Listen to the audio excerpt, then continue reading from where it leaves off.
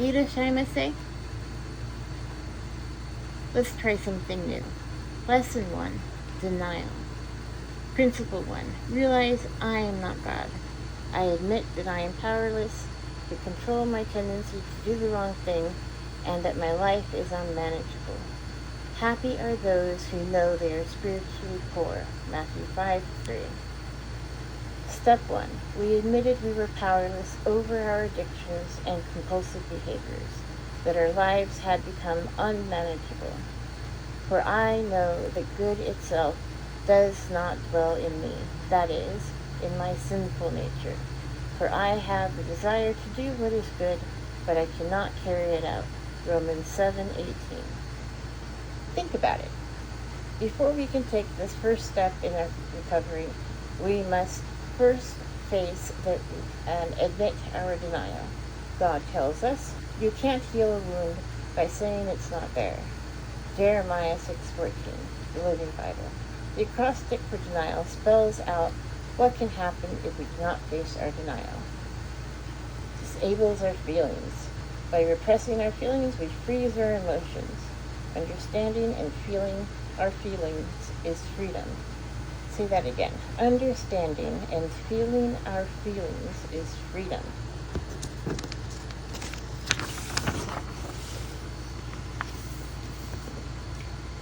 They promise them freedom, while they themselves are slaves of destructive habits.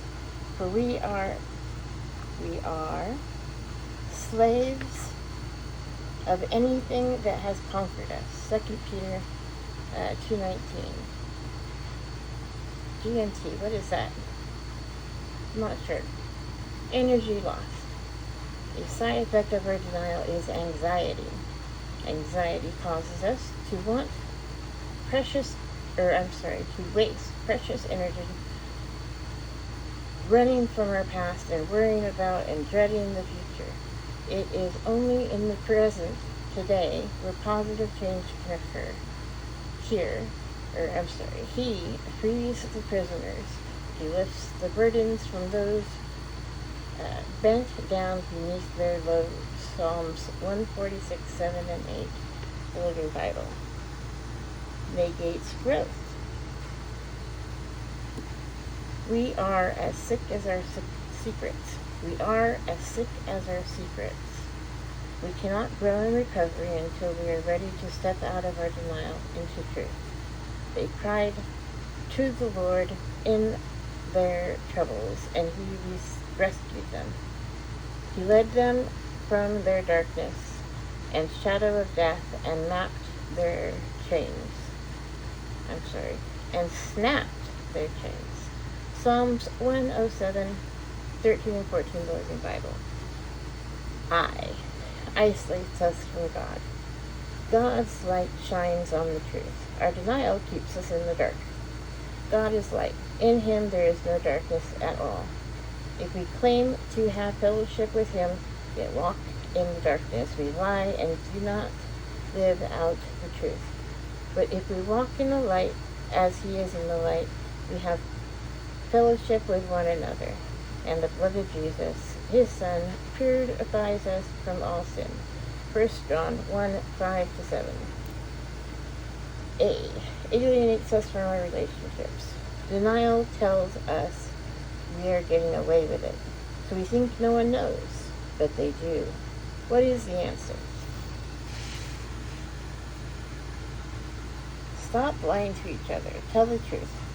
For we are part of each other. For we are parts of each other. And when we lie to each other, we are hurting ourselves. Ephesians 4:25, the Living Bible. Lengthens the pain. We have a false belief that denial protects us from our pain. In reality, denial allows our pain to fester and grow and turn into shame and guilt. God's promise. I will give you back your health again and heal your wounds. Jeremiah 30:17. The Living Bible. Accept the first principle of recovery. Step out of your denial. Step into your higher powers. Jesus Christ. unconditional love and grace. Write about it. What areas of your life do you have power, control over? Be specific. What areas of your life are out of control, unmanageable? Be specific.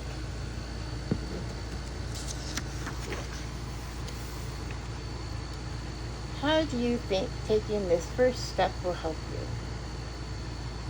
As a child, what coping skills did you use to get attention or to protect yourself? In your family of origin, what was the family secret that everyone was trying to protect?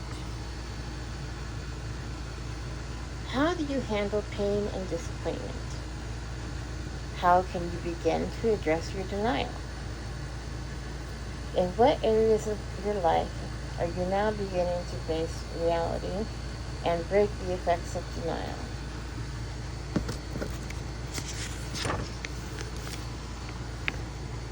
And are you starting to develop a support team? Are you asking for phone numbers in your meetings? List them here or on the inside back cover of this participant's guide. I've been to a couple of these groups, so I've started a couple times. And I wrote down the name of everybody that came in, mostly because I had a bad memory about faces and names, and I wanted to make sure I remembered who was who. It's kind of like keeping attendance. Now, I bought this leadership set. Over 5 million copies sold. Celebrate Recovery's 30th anniversary. I turned 50 a few days ago. Stepping out of denial into God's grace. Participant's Guide. The Journey Begins. Revised edition, number 1. John Baker, forward by Rick Warren. And I do believe that is a beautiful picture. I love going on walks like this with nature on either side, minus the mud, and a path to go through. It gives you some.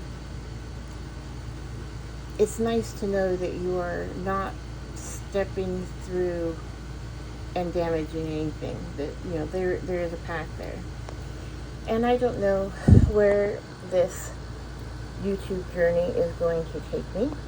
But I do know that my journey is beginning. I'm moving here in 9 days, and I'm moving in with a streamer, an established streamer who's been doing his thing for a long time, and I'm actually getting excited about it. I have put information into the about for this channel, and until I have something better to do, or better to say, I'm going to just start reading this. There's a few things that I have remembered about my Celebrate Recovery meetings that made me wonder if this was a good program or bad program. And I think that's just what happens sometimes. When you have enough experience, you see both sides of it. And I'm not trying to push this on anybody. I am inviting you to join me on my journey, and I fell recently and separated my pubic bone. I had triplets 24 years ago. Anyway, so I'm recovering from falling, and I'm moving, and I am inviting you to join me as I discover for myself what I'm going to do with myself on this path to get to wherever it is that I go. It's kind of open-ended at this time. I need some teeth, I need some glasses that work, and I need to be able to walk without falling.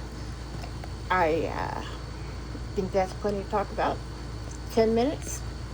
I've done my duty for today. バイバイ。あ、いらっしゃいます。の。行ってきます。